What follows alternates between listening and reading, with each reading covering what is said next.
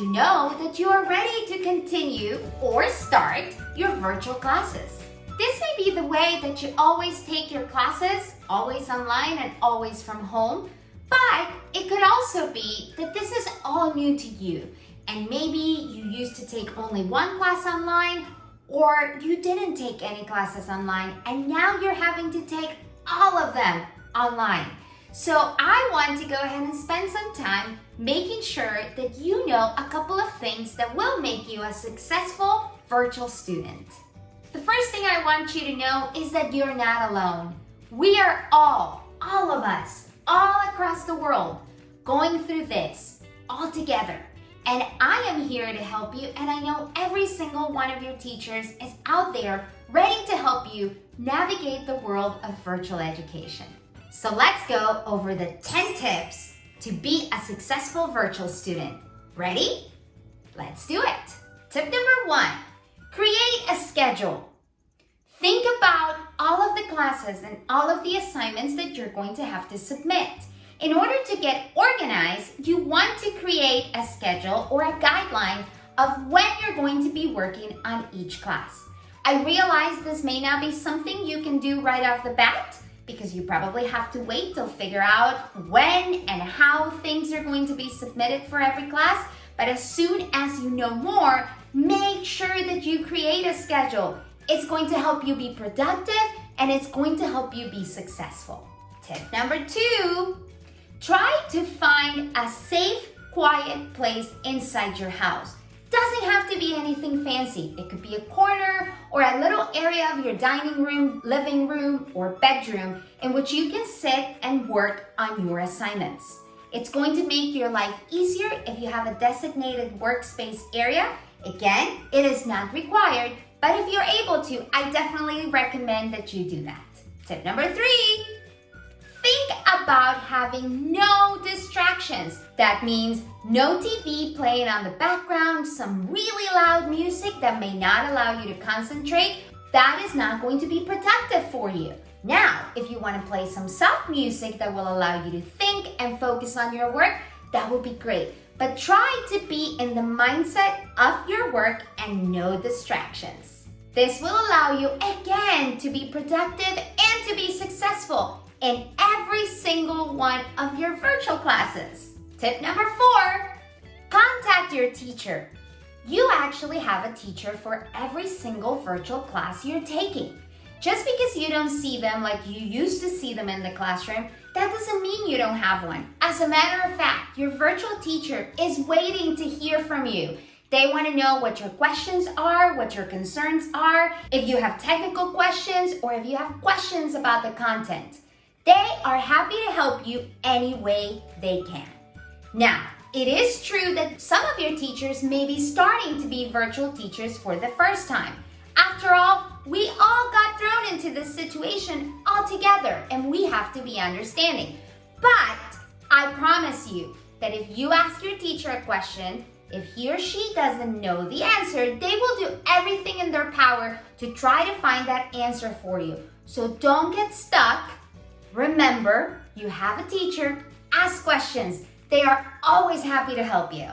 Tip number 5, don't forget to take breaks.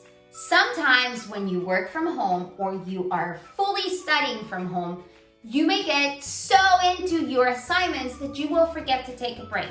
Don't do that to yourself. You will get burned out too quickly. If you have a hard time remembering when to take breaks, I recommend an extension on your Chrome or your Google that is called Timebreaker. It will literally remind you when it's time to take a break. Or maybe you need to set up an alarm on your phone every hour or every 2 hours, whatever works for you.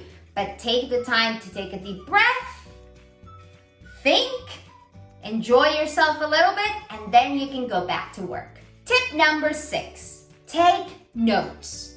Yes, I know we're in virtual classes and all of us are taking these classes online. But as you are learning the content on the computer, it is on your best interest to take notes on a notebook or on a piece of paper that you can keep all together. Those notes are going to be very valuable as you go through quizzes, through tests, through oral exams, or as you're reviewing to prepare for an exam. So take notes. Do make use of that pencil and paper. They will be your best friends in the virtual world too. Tip number 7. Do you have one of those big binders? You probably do. This tip is not necessary, but it will help you stay organized. As you take notes, make sure you file them away and make sure that you keep them all together in a binder divided by class or divided by the day, depending on the classes that you're working on each day. Again, organization is the key. A binder may be something useful, but it's not required. Tip number 8. If you're able to, print out or use a calendar that may already be in your house. For example, I printed this one out.